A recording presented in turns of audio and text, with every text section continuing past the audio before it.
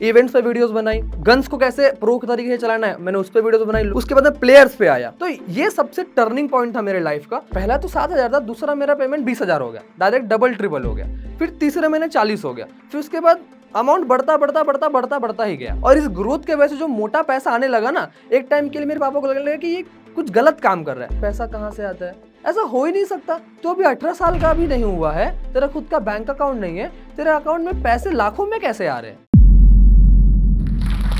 तो हेलो कैसे हो, मैं मनीष और आप लोग देख रहे हो जीडब्ल्यू मनीष यूट्यूब चैनल। अरे नहीं यार, आज तो हम लोग जोश टॉक पे आज हम लोग हमारे कहानी के बारे में बात करने वाले कि कैसे मैंने जीरो से 4.57 मिलियन तक सब्सक्राइबर्स तक मैं पहुंचा, और कैसे मैं पहले 7,000 पेमेंट से आज महीने के 4 से 5 लाख रुपए तक कमा लेता हूं। और कहा मैंने 17 साल की उम्र में अपनी शुरुआत व्लॉगिंग से की थी, और आज मैं 21 साल की उम्र में गेमिंग फैक्ट्स का एक्सपर्ट बन गया हूं।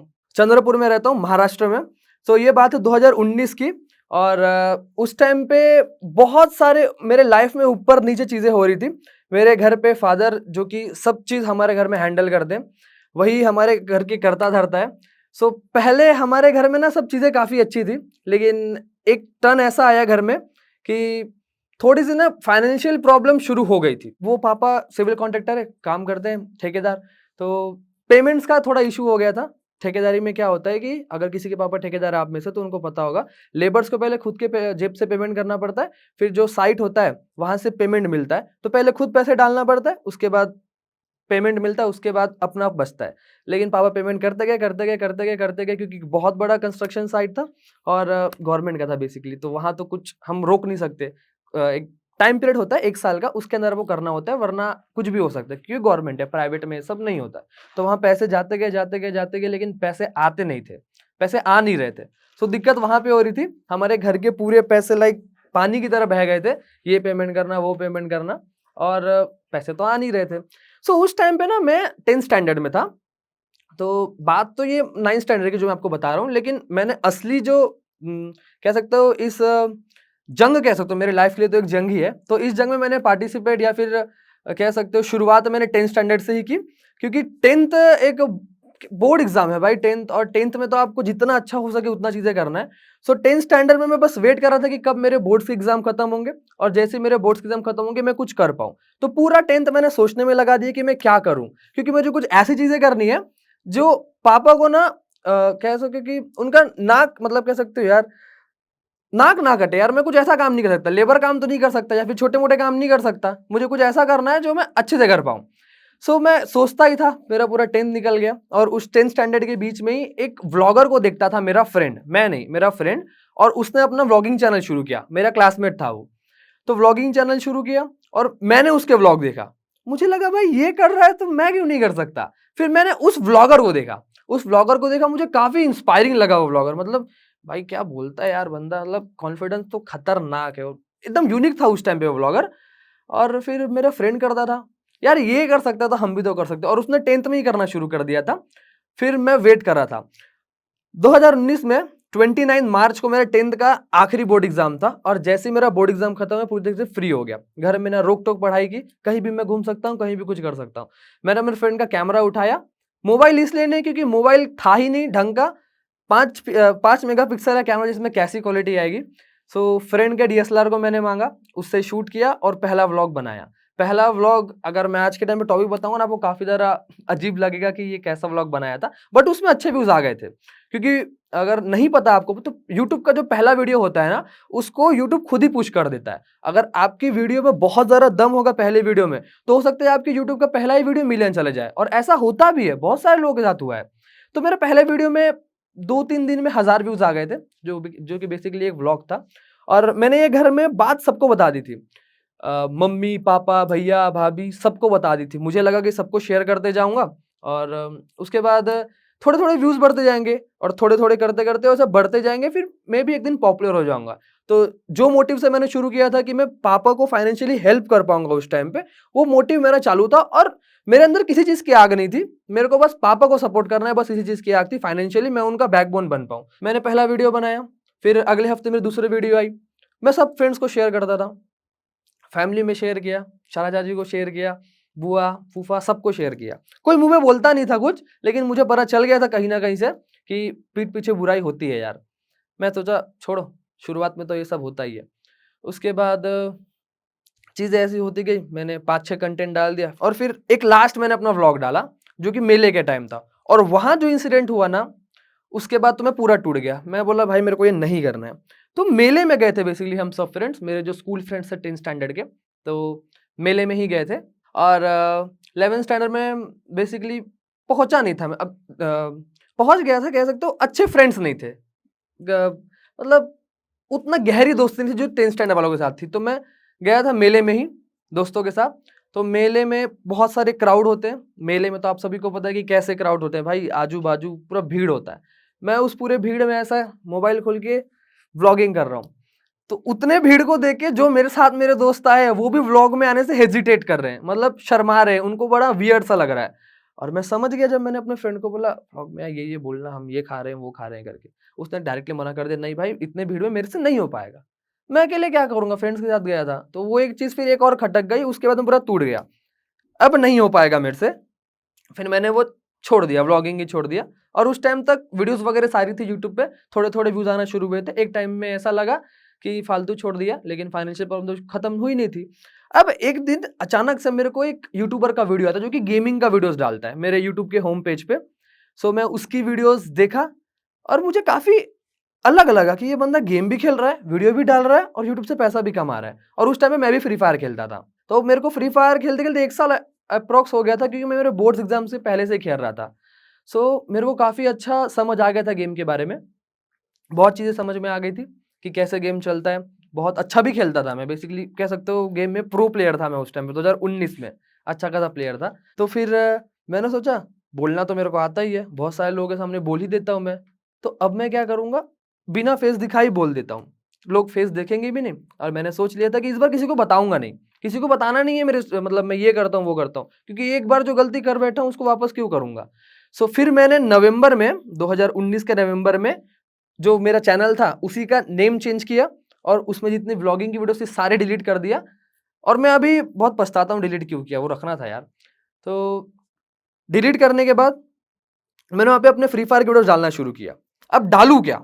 क्योंकि ना डिवाइस अच्छा है तो गेम पे तो डाल नहीं सकता। गेम खेल रहा हूँ इसका मतलब ये नहीं कि सिर्फ गेमिंग ही कंटेंट आएंगे, गेम खेलेंगे वही डालेंगे, नहीं।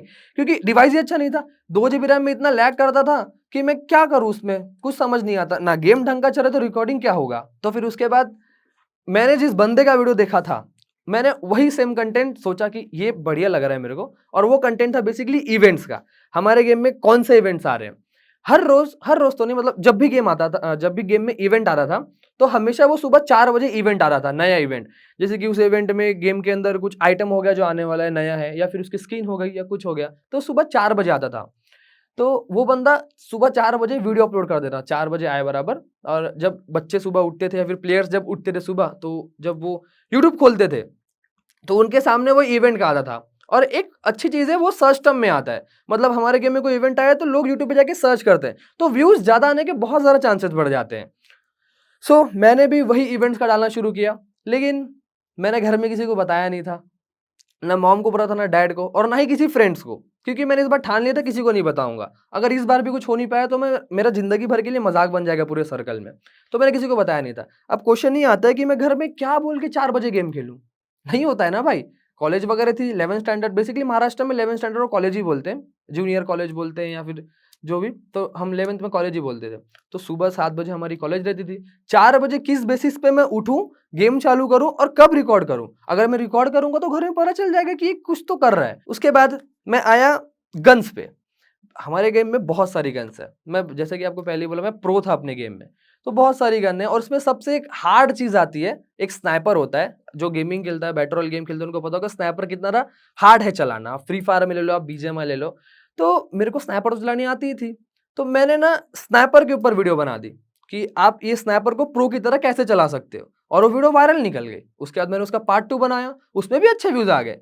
लेकिन जब मैंने तीसरा पार्ट बनाया तो उसमें कुछ खास रिस्पॉन्स नहीं आया, क्योंकि थोड़ा सा मेस हो गया था वो, बार बार एक ही चीज।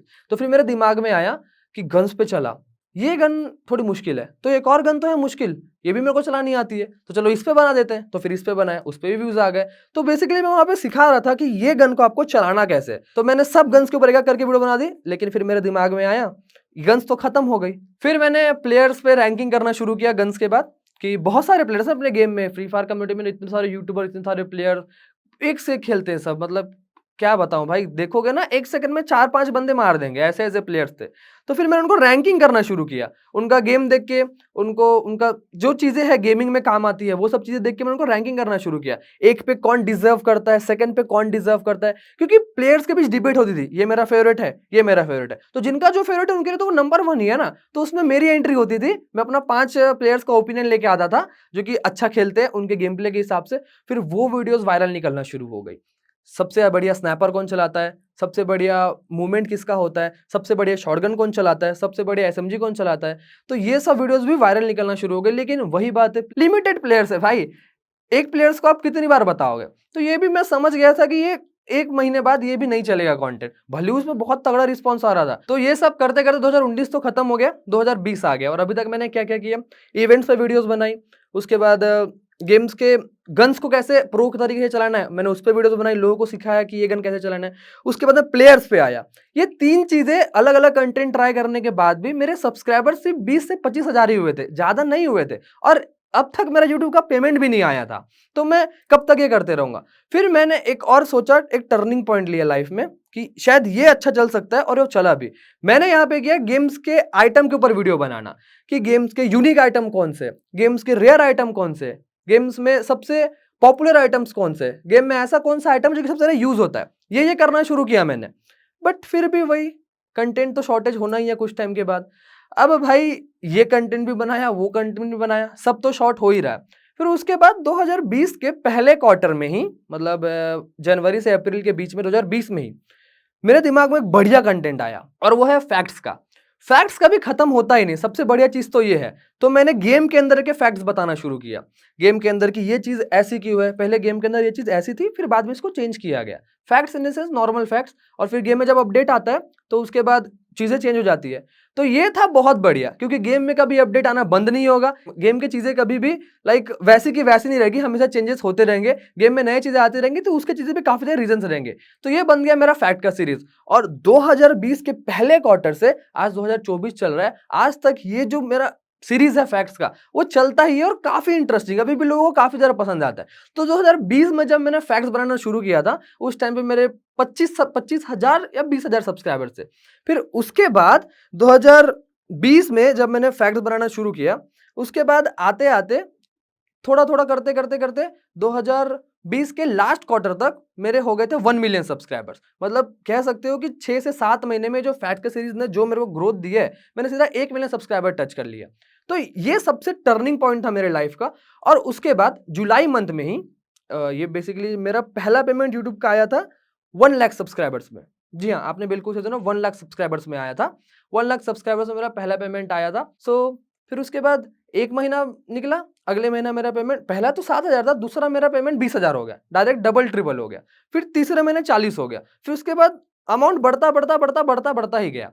उसके बाद जो मेरा मोटिव था कि घर में पापा को थोड़ा सपोर्ट देना है, वो तो हो गया। लेकिन उस टाइम पे भगवान ने एक ऐसी चीज, मतलब लीला रच दी कहते हैं ना, वैसा कि पापा के सारे जो प्रॉब्लम्स थे वो भी सॉल्व हो गए। मतलब फाइनेंशियली हम लोग पहले की तरह एकदम ओके हो गए, और प्लस मैं भी कमाना शुरू कर दिया। तो अब हम लोग फाइनेंशियली डबल अच्छे हो गए। एक और इंटरेस्टिंग मैं आपको चीज बताता हूँ, जब मेरे 1 मिलियन सब्सक्राइबर्स थे, उसके 3 महीने बाद मेरे 2 मिलियन हुए। मतलब जो 1 मिलियन से 2 मिलियन है ना, इसकी ग्रोथ काफी अच्छी थी। और इस ग्रोथ के वजह से जो मोटा पैसा आने लगा ना, एक टाइम के लिए मेरे पापा को लगने लगा कि ये कुछ गलत काम कर रहा है, मतलब ये पैसा कहीं काला पैसा तो नहीं, ब्लैक मनी तो नहीं।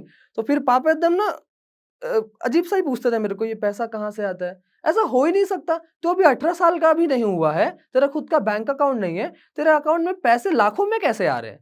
ऑब्वियसली किसी को भी लगेगा, जब मैं 18 साल का भी नहीं हूं तो कैसे लाखों में पैसे आ सकते हैं। मेरे घर वाले एक टाइम के लिए डाउट करना शुरू कर दिए कि ये बच्चा क्या कर रहा है, मेरे को डर लग रहा है।